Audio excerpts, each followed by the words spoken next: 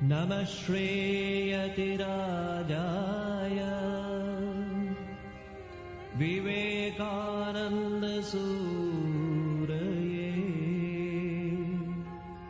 सच्चित्सुखस्वरूपाय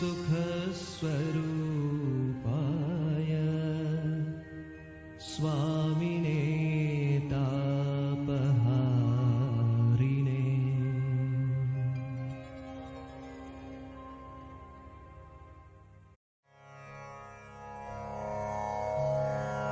मानव आपला भाग्य निर्माता। महम्मद सत्पुरुष होते किंवा बुद्ध महापुरुष होते याचं मला काय? त्यामुळे माझ्यातल्या चांगलेपणात आणि वाईटपणात काही फरक पडतो का? आपण स्वतःसाठीच स्वतःच्याच जबाबदारीवर चांगलं बनूया. मागे कधीतरी कुणीतरी चांगला माणूस होऊन गेलाय म्हणून नाही. आपल्या वर्तमान अवस्थेला आपण स्वतःच जबाबदार आहोत आणि पुढे जे काही होण्याची आपली इच्छा आहे ते होण्याची शक्ती देखील आपल्यात विद्यमान आहे.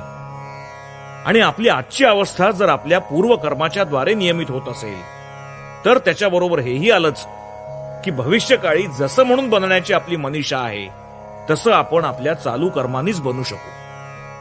अतएव कर्म कसं करीत असतात हे आपल्याला समजून घेणं अत्यावश्यक आहे. सृष्टीतील समस्त शरीरांमध्ये मनुष्य शरीरच सर्वात श्रेष्ठ शरीर होय. मनुष्य प्राणी हा विश्वातील सर्व प्राण्यांमधील श्रेष्ठ प्राणी होय. मनुष्य सर्वश्रेष्ठ जीव आहे. मनुष्य सर्व प्राण्यांपेक्षा श्रेष्ठ आहे. सर्व देवदेवतांपेक्षाही श्रेष्ठ आहे. माणसापेक्षा श्रेष्ठ कोणीच नाही. जोवर प्रकृतीच्या वर उठण्याची धडपड करत असतो तोवरच माणूस हा माणूस असतो. आणि ही प्रकृती अंतःप्रकृती आणि बहिःप्रकृती अशी उभयविध असते. आपण जर नाना राष्ट्रांचा इतिहास नीट काळजीपूर्वक वाचून पाहिला तर आपल्याला असं हमखास आढळून येईल की अशा माणसांची संख्या जेव्हा वाढते तेव्हाच कोणत्याही राष्ट्राचा अभ्युदय होत असतो. आणि उपयुक्ततावादी त्याला कितीही फोल म्हणत, पण ज्यावेळी हा अनंताचा ध्यास सुटतो त्याच वेळी त्या राष्ट्राच्या अधःपाताला सुरुवात होते. याचा अर्थच असा की कोणत्याही जातीच्या शक्तीचा खरा उगम तिच्या आध्यात्मिकतेतच असतो. आणि ज्या दिवसापासून त्या आध्यात्मिकतेस ओहोटी लागते आणि जडवादाचं वर्चस्व होऊ लागतं त्या दिवसापासूनच ती जात मृत्यूपंथास लागते. हे जग म्हणजे एक विशाल व्यायामशाळा असून इथं आपण स्वतःचं सामर्थ्य वाढवण्यासाठीच येत असतो. सर्व निकोप सामाजिक फेरफार म्हणजे मनुष्याच्या अंतःकरणात कार्यप्रवण असलेल्या आध्यात्मिक शक्तींचा आविष्कार होत. या आध्यात्मिक शक्ती जर बलसंपन्न आणि संतुलित असतील तर समाज त्या परिवर्तनाशी स्वतःला योग्य प्रकारे जुळवून घेईल. प्रत्येक व्यक्तीला स्वतःचा उद्धार स्वतःच साधून घ्यावा लागेल, त्यासाठी दुसरा उपाय नाही. आणि हाच न्याय देशांनाही लागू आहे. सगळे सामाजिक नियम थोड्याफार प्रमाणात अपूर्ण असल्यामुळे त्यांच्या उणीवा दाखवणं अगदी सोपं असतं. पण कोणत्याही नियमाच्या प्रभावाखाली राहणाऱ्या एखाद्या व्यक्तीला अपूर्णतेवर मात करण्याच्या बाबतीत जो माणूस मदत करतो तोच मानव जातीचा खराखुरा उपकार करता होय. व्यक्तींचा विकास झाला की देशाचा आणि सामाजिक नियमांचा विकास झालाच पाहिजे. तुमचा विकास आतून झाला पाहिजे. तुम्हाला कोणीही शिकवू शकत नाही. तुम्हाला कोणीही आध्यात्मिक बनवू शकत नाही. तुमच्या स्वतःच्या आत्म्याव्यतिरिक्त तुमचा दुसरा कोणताही शिक्षक नाही. सर्वसाधारण माणूस स्वतःच्या आयुष्यातील सगळे दोष, सगळ्या चुका आपल्या शेजाऱ्यांवर लादू पाहत असतो. ते न जमल्यास ईश्वरावर लादू जातो आणि तेही न साधल्यास दैव नावाचं एक भूत उभं करून त्याला वेठीस धरतो. पण वस्तुतः दैव म्हणजे खरोखर काय ते राहतं तरी कुठे? आपण जे पेरतो तेच उगवत असतं. आपल्या दैवाचे आपणच निर्माते आहोत. त्यासाठी दुसऱ्या कोणाला निंदायलाही नको आणि वंदायलाही नको. वारा वाहत असतो. ज्या नावांची शिडं उभारलेली असतात त्यांना तो लाभतो आणि त्या भरल्या शिडांनी आपला मार्ग आक्रमतात. पण ज्या नावांची शिडं गुंडाळलेली असतात त्यांना त्या वाऱ्याचा काहीच फायदा होत नाही. हा काय त्या वाऱ्याचा दोष? म्हणा, जे हे दुःख मी भोगतो आहे ते माझ्याच कृत्यामुळे आहे. यावरूनच हेही सिद्ध होतं की ते माझ्याकडूनच नष्ट होऊ शकेल. जे मी निर्माण केलेलं आहे त्याचा मीच ध्वंस करू शकेन. जे दुसऱ्या कोणी निर्माण केलेलं आहे त्याचा नाश करण्यासाठी मी कधीच समर्थ होऊ शकणार नाही. म्हणून उठा, धीट बना, शक्तिमान बना, सगळी जबाबदारी स्वतःच्या खांद्यावर घ्या आणि पक्की खुणगाड बांधून असा की तुमच्या भाग्याचे तुम्हीच विधाते आहात. जे बल किंवा जे सहाय्य तुम्हाला हवंय ते तुमच्या स्वतःच्या आतच आहे. स्वतःचं भवितव्य स्वतःच घडवा. गतम न शोचम. जे झालं ते होऊन गेलं त्याबद्दल खंत करत बसू नका. म्हणतात ना की वाहिलं ते पाणी आणि राहिली ती गंगा. अनंत भावी काळ तुमच्या पुढे विस्तारलेला आहे आणि हे तुम्ही नेहमी लक्षात ठेवायला हवं की तुमचा प्रत्येक शब्द, प्रत्येक विचार आणि प्रत्येक कृत्य तुमच्या गंगाजळीत संचित राहील.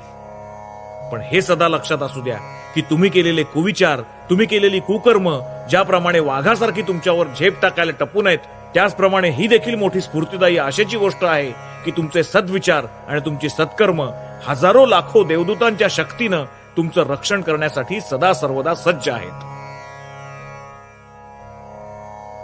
का असा प्रश्न करण्याचा आपल्याला अधिकार नाही. कार्य करता करता मृत्युमुखी पडणं हेच आपलं कर्तव्य होय. साहस बाळगा.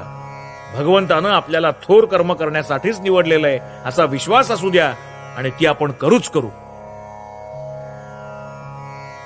दुर्दैवानी या जगात बहुसंख्य लोक कोणताही आदर्श, कसलंही ध्येय समोर नाही अशा स्थितीत आपल्या अंधाऱ्या जीवनात चाचपडत असतात. समोर एखादा आदर्श असलेला मनुष्य जर 1000 चुका करेल तर माझी खात्री आहे समोर कोणताही आदर्श नसलेला माणूस 50,000 चुका करेल.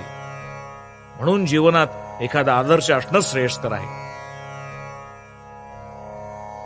मनुष्य प्रकृतीशी झगडतो, तो पुष्कळ चुका करतो, त्यांची फळं तो भोगतो, पण सरते शेवटी तो प्रकृतीवर विजय मिळवतो आणि आपल्या मुक्त स्वरूपाचा त्याला अनुभव येतो. जेव्हा तो मुक्त होतो तेव्हा प्रकृती त्याची दासी बनते. मुक्ती म्हणजे प्रकृतीच्या नियमांचं पालन, या विचाराशी मी सहमत नाही. याचा अर्थ काय हे मला कळत नाही. मानवी प्रगतीचा इतिहास सांगतो की ही प्रगती प्रकृतीचे नियम न मानल्यामुळेच झालेली आहे. आपलं स्वतःचं जीवन जर शुद्ध आणि चांगलं असेल तर जग चांगलं आणि शुद्ध होईल. तो परिणाम आहे, आपण त्याचं कारण आहोत. म्हणून आपण स्वतःला शुद्ध करूया, आपण स्वतः पूर्ण बनूया. भांडण मारामाऱ्या करण्यात, तक्रारी करण्यात काय अर्थ आहे? जो आपल्या वाट्याला आलेल्या सामान्य कामाविषयी कुरकुर करतो तो सर्वच कामांविषयी कुरकुर करेल. नेहमी कुरकुर करणारा माणूस जीवनात नेहमीच दुःख भोगतो. तो कोणतंही काम हाती घेओ त्यात त्याला यश म्हणून येत नाही.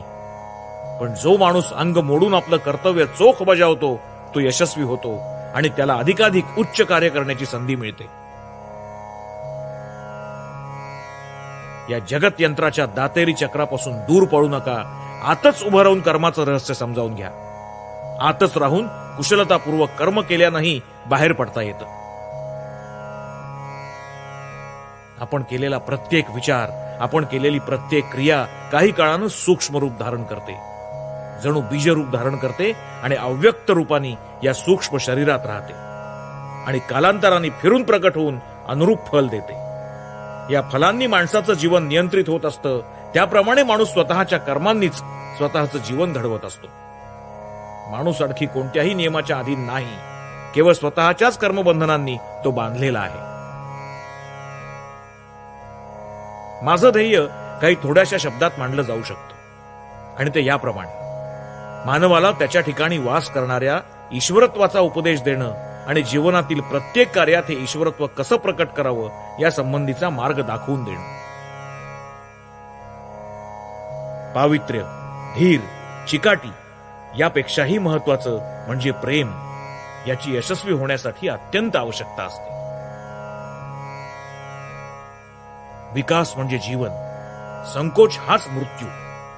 आपल्या चैनीसाठी, आपल्या सुखासाठी उसासत राहून आळसात जीव घालवणाऱ्या स्वार्थी माणसाला नरकात सुद्धा स्थान नाही. मला खात्री आहे की जो माणूस आपल्या तर्कबुद्धीचा उपयोग करतो पण त्याचा विश्वास नाही त्याला ईश्वर क्षमा करेल. पण जो माणूस ईश्वरानं दिलेल्या शक्तीचा उपयोग न करता अंधपणे विश्वास ठेवतो त्याला ईश्वर क्षमा करणार नाही. आपण तर्कबुद्धीचा वापर अवश्य केला पाहिजे आणि प्रत्येक देशातील प्राचीन ग्रंथात ज्यांचं वर्णन आलेलं आहे अशा द्रष्ट्यांच्या आणि थोर पुरुषांच्या अस्तित्वाचा पडताळा जेव्हा आपल्या तर्कबुद्धीला येईल तेव्हाच आपण त्यांच्यावर विश्वास ठेवू. असे द्रष्टे जेव्हा आपल्याला आपल्या समाजात दिसतील तेव्हा आपण त्यांच्यावर विश्वास ठेवू.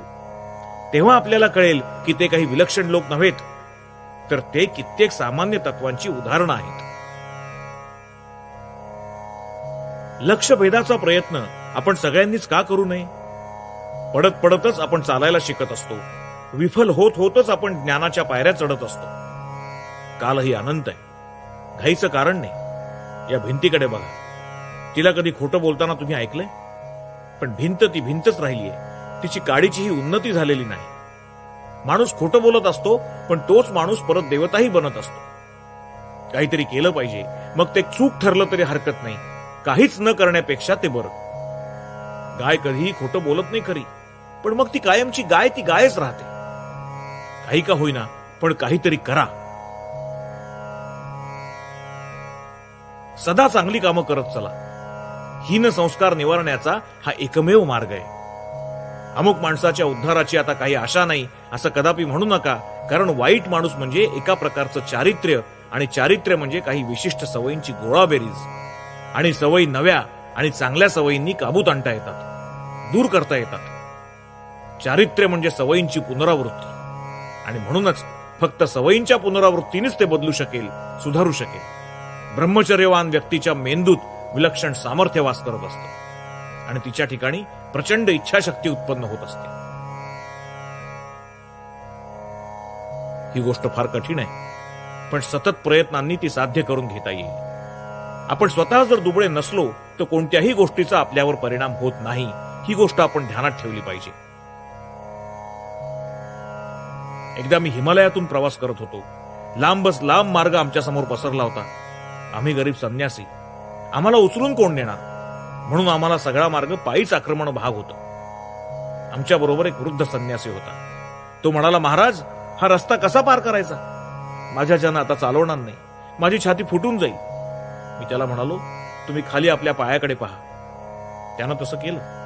मग मी म्हणालो, तुमच्या पायाखाली जो रस्ता आहे तो तुम्ही आक्रमलेला आहे, आणि तोच रस्ता तुमच्या समोर तुम्ही पाहता आहात, तोही लवकरच तुमच्या पायाखाली येईल. उच्चतम वस्तूही तुमच्या पायाखाली आहेत, कारण तुम्ही दिव्य तारका आहात. भ्याड आणि मूर्ख माणूसच हे दैव आहे असं म्हणतो, असं एक संस्कृत सुभाषित आहे. पण जो माणूस बलवान असतो तो उठून उभा राहतो आणि म्हणतो, मी माझं दैव घडवेन. म्हातारी होऊ लागलेली माणसंच दैवाविषयी बोलतात. तरुण माणसं सामान्यतः ज्योतिषशास्त्राकडे वळत नाहीत. एखाद्याचं चारित्र्य तुम्हाला खरोखर नीट जोखायचं असेल तर त्याच्या मोठमोठ्या कार्याकडे लक्ष देऊ नका. प्रसंग विशेषी एखादा ठोंब्या देखील वीर सजून शौर्य गाजवू शकेल. माणसावर तो अगदी मामूली कामं उरकत असताना लक्ष ठेवा. वस्तुतः त्यांच्यातूनच तुम्हाला थोर पुरुषाच्या खऱ्या चारित्र्याचं दर्शन घडू शकेल. मोठमोठ्या प्रसंगी आवेशाच्या भरात अगदी यक्कश्चित माणसालाही काही शतकृत्य करून टाकण्याचा चेव येत असतो. पण ज्याच्या चारित्र्याचा लोभनीय गौरव सर्वच अवस्थांमधून निरंतर प्रकट होत असतो, तोच खरा खरा थोर पुरुष म्हणायचा. कसल्याही तऱ्हेच्या मोबदल्याचा विचार मनात न आणता आपण जगात प्रेषित केलेला प्रत्येक सद्विचार संचित होऊन राहील, आणि आपल्या बंधन शृंखलेतील कडी मागून कडी तोडून टाकून जोवर आपण अत्यंत पवित्र होऊन जात नाही, तोवर आपल्याला हळूहळू अधिकाधिक पवित्र करत राहील. जर तुम्ही कोणाविषयी द्वेष किंवा असूया भाव प्रकट केलात तर तो चक्रवाढ व्याजानेशी तुमच्याकडे परत येईल. कोणतीही शक्ती याचा प्रतिकार करू शकत नाही. एकदा तुम्ही त्यांना चालना दिली की त्यांचा परिणाम तुम्हाला भोगावाच लागेल. हे लक्षात ठेवल्यास तुमच्या हातून वाईट गोष्ट घडणार नाही. प्रकृती विरुद्ध जे जे म्हणून बंड करून उठतं तेच चेतन. तिथेच विकास झालेला असतो चैतन्याचा. बघा ना, एखाद्या क्षुद्र मुंगीला चिरडण्याचा प्रयत्न करा, ती देखील प्राणरक्षणासाठी झगडण्याचा प्रयत्न करेल. जिथे प्रयत्न आहे, जिथे म्हणून झुंजण्याची ईर्ष्या आहे, तिथे तिथे जीवनाचं चिन्ह असतंच. तिथेच चैतन्याचा विकास झालेला असतो. माणूसच तर पैसा निर्माण करतो ना. पैशांनी माणसं निर्माण झाल्याचं का कधी कुणी ऐकलंय? तू जर आपलं मन आणि मुख एक करू शकशील, बोलल्यासारखं वागू लागशील, तर पैसा तुझ्या पायाशी पाण्यासारखा वाहत येईल. मांगल्याकडे जाणारा या जगातला मार्ग अत्यंत बिकट, त्रासदायक, किंबहुना निसरड्या कड्यासारखाच असतो. तेव्हा या कड्यावरून जाताना कित्येकांनी कोसळावं यात नवल मुळीच नाही. अनेकांना या मार्गावरून जाण्यात यश येतं, हीच खरोखर आश्चर्याची गोष्ट आहे. या मार्गात हजारो प्रमाद होतील, अनेकदा ठेच लागेल, पण यातूनच चारित्र्य तावून सुलाखून निघतं. उपहास, विरोध आणि अखेर स्वीकार या 3 अवस्थांमधून प्रत्येकच कार्याला आपली वाट काढावी लागते. आपल्या काळाच्या पुढे जाऊन विचार करणाऱ्या प्रत्येक माणसाबद्दल खात्रीनं गैरसमज उत्पन्न होत असतात. तेव्हा विरोधाला आणि छळणुकीला माझी आनंदाने तयारी आहे. मी स्थिर आणि पवित्र असायला हवं. भगवंतावर माझा दृढ विश्वास असायला हवा, म्हणजे मग या सगळ्या अडचणी कुठल्या कुठे नाहीशा होऊन जातील. प्रत्येक जीव अव्यक्त ब्रह्म होय. बाह्य आणि अंतर प्रकृतीला वशीभूत करून स्वतःचं हे अव्यक्त ब्रह्मस्वरूप व्यक्त करणं जीवनाचं परम उद्दिष्ट होय. कर्म, उपासना, मनस्संयम किंवा ज्ञान यापैकी कोणत्याही एकाचा किंवा एकापेक्षा अधिकांचा किंवा सर्वच उपायांचा अवलंब करून ते उद्दिष्ट साधा आणि मुक्त व्हा. यातच सगळा धर्म आला. मत, वाद, क्रियाकांड, अनुष्ठानं, शास्त्र, मंदिरं किंवा इतर बाह्य गोष्टी केवळ गौण तपशिलाच्या बाबी आहेत. प्रत्येकाला आपली पद्धत श्रेष्ठ वाटते. फार छान, पण ध्यानात ठेवा की ती तुमच्या पक्षी चांगली असेल. एखाद्याला मुळीच न पचणारा खाद्यपदार्थ दुसरा एखादा सहज पचवू शकतो. एखादी पद्धत तुमच्या पक्षी चांगली आहे एवढ्याच आधारावर एकदम असा निष्कर्ष काढू नका की सर्वांनाच ती उपयोगी पद्धत आहे. जॅकचा कोट जॉन आणि मेरी यांच्याही अंगात बसेलच असं म्हणू नका. सर्वच अशिक्षित, असंस्कृत असलेल्या पण विचारशील नसलेल्या स्त्री पुरुषांच्या अंगावर एकाच प्रकारचा तंग कपडा चढवण्यात आलेला आहे. तुम्ही स्वतः स्वतंत्रपणे विचार करा. निरीश्वरवादी बना, जडवादी बना, ते अधिक चांगलं ठरेल. मनाचा उपयोग करा. अमुक माणसाची पद्धत चुकीची आहे असं म्हणण्याचा तुम्हाला काय अधिकार? ती तुमच्या दृष्टीने चुकीची असेल, पण तुम्ही जर तिचा अवलंब केला तर तुम्ही खालच्या स्तरावर घसराल. पण त्याचा अर्थ असा नव्हे की त्या पद्धतीचा अवलंब केल्यामुळे त्या दुसऱ्या माणसाचा अधःपात होईल. म्हणून तुम्ही ज्ञानी असलात आणि तुम्हाला एखादा माणूस दुबळा आढळला तर तुम्ही त्याचा धिक्कार करू नका. शक्य असल्यास त्याच्या स्तरावर जाऊन त्याला सहाय्य करा. त्याचा विकास व्हायला हवा. 5 तासात मी त्याच्या डोक्यात ज्ञानाच्या 5 बादल्या ओतू शकतो, पण त्याचा काय उपयोग? त्याची स्थिती पहिल्यापेक्षा आणखी थोडी वाईटच होईल. सगळ्यांपाशी जाऊन त्यांना उच्च रवाने सांगा, उठा, जागे व्हा. आता झोपून चालायचं नाही. सगळ्या उणीवा, सगळं दुःख समूळ नष्ट करण्याची शक्ती तुमच्यातच आहे. यावर दृढ विश्वास ठेवा, म्हणजे ती शक्ती आपोआप जागृत होईल.